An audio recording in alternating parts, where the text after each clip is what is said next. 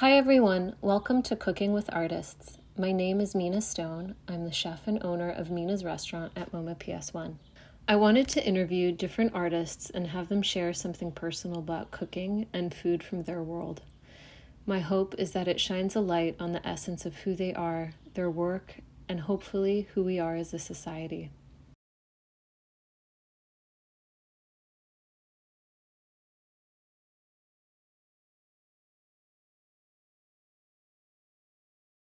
My work basically from quite early was based on, the human condition, let's say.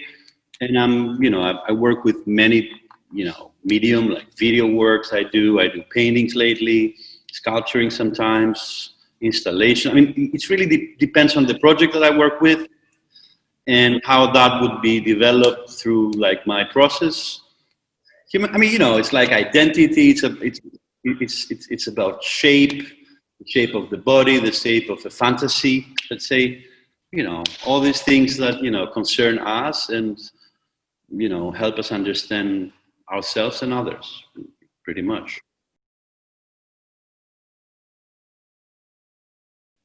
I was born in Greece, obviously, and in Greece, food has to do a lot with its social impact. I mean, and I remember since forever, like family dinners, like you sit on the table and then sit like for 6 hours and all the issues coming up, like politics, family issues.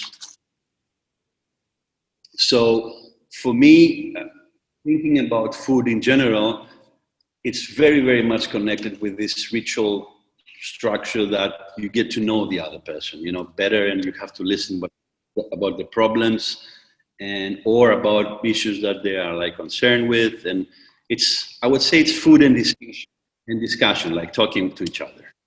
You sit down and you open yourself and you communicate your thoughts, problems, or others people, listening other people doing the same. Something that I was observing as a kid mainly, but later on as an adult as well, it was that even if there was a fight during this conversation around the food, or around the table, basically, uh, then nobody would keep hard feelings to each other. During the dinner, it's okay. You can say whatever you want. It's fine.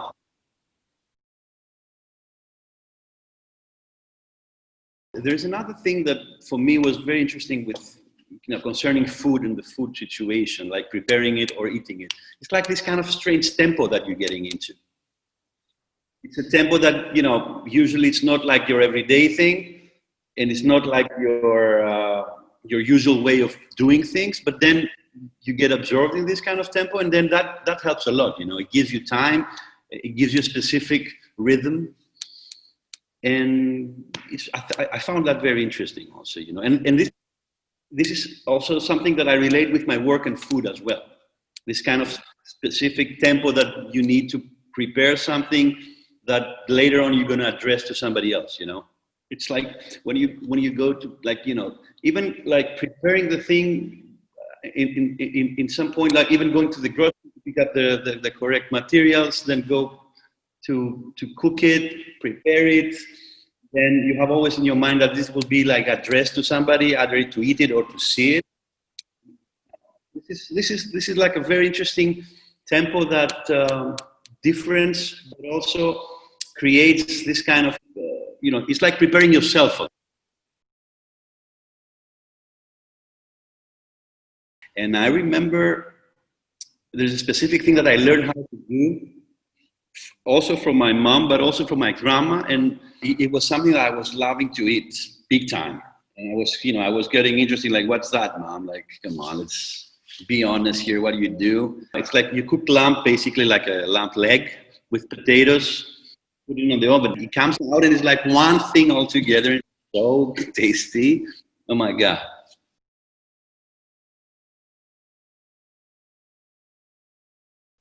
When it comes to food, I mean, you eat every day, and every day you're going to have a little bit of lunch. Either you're going to be with yourself or with others. But I prefer to talk a little bit about the structure of sharing, because, I mean, for example, here in Athens, we are doing a cooking club in the studio, in my studio here. within mom, with mom project. So very often that we invite people to share recipes. Either they are from the neighborhood that the studio is located, because, for example, here we have like, we have in Kipseli, that where I am right now. It's like, for example, we have like a lot of Afro-Greek people. So sometimes we invite them to show new materials or recipes from their own, backgrounds. And, a lot of people coming for that. And because we really wanted, because we did it in a way so the person is going to show the thing, is going to cook with us, it's going to tell you how to do it, how to prepare it, where to get the materials, what kind of materials they are.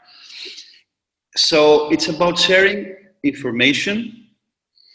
It's about sharing as a community. A communal, it becomes a very communal thing that, creates, again, this kind of connection within, on a table, around a table, working on some kind of ideas, or, developing a certain, conversation about problems. Either it's going to be from the neighborhood problems, or general problems, or even plans, what we're going to do later on, what it's going to be like. And so, and that's it. That's a thing that I guess it goes towards a healing process within the community itself, sharing ideas, sharing, problems, or sharing information. It's, again, something that gives you a certain type of power within the group, within being all together and knowing about things. And that's how I see it. I mean, it really, for me, it is like that.